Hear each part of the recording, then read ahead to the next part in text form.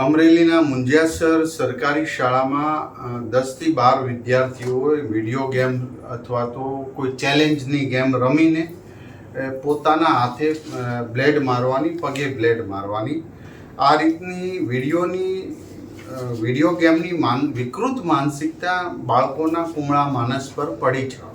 આત્મહત્યા, કૂદી જવું, આવા બધા ચેલેન્જો બાળકો આપે છે અને એના હિસાબે જે હારી જાય એ બ્લેડથી પોતાના શરીર ઉપર ઘાવ કરે છે, પગ ઉપર કરે છે. જે જીતી જાય એ દાંત હસતો હોય છે.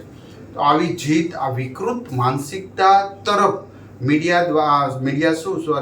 સોશિયલ મીડિયા અને ગેમ દ્વારા જઈ રહ્યા.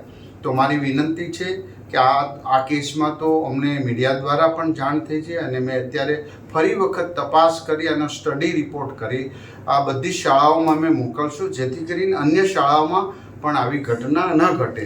તો વાલીઓ પણ, શિક્ષકો પણ પહેલાં મોબાઈલ છોડી મેદાન અપનાવે, ત્યારે જ બાળકો અપનાવશે. આવો સૌ સાથે મળીને આપણે આવી ઘટનાને કોઈ પોલિટિકલ અંજામ નહીં, પણ આપણું બાળક છે, ગુજરાતના દરેક બાળકો આ રીતે વૈચારિક સમૃદ્ધ બને એ હેતુસર તમામ લોકો આપણે આગળ આવી અને આવા પ્રશ્નો સોલ્યુશન માટે સૌ પ્રયાસ કરીએ.